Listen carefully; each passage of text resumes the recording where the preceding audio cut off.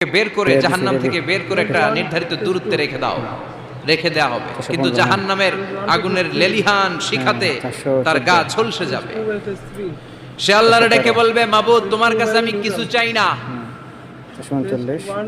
জাহান্নাম থেকে তুমি আমাকে বের করেছো, জীবন নদীর পানি তুমি আমার গায়ের মধ্যে ঢেলে দিয়েছো, আমি আবার সজীবতা ফিরে পেয়েছি, আমি তোমার কাছে জান্নাত চাই না, শুধু নিরাপদ একটা দূরত্বে আমাকে রেখে আসো যাতে জাহান্নামের আগুন আমারে কষ্ট দিতে না পারে। আল্লাহ, আমি কিন্তু তোমার কাছে জান্নাত চাই না, কি চাই না?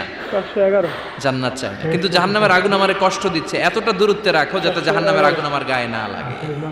আল্লাহ বললেন, ওকে রাখবো, কিন্তু আমার সাথে একটা কন্ট্রাক্টে যেতে হবে যে এটা তোমাকে দিলে তুমি আর নতুন করে কিছু চাবা না। সে বলবে আমি রাজি, কন্ট্রাক্ট হয়ে যাবে।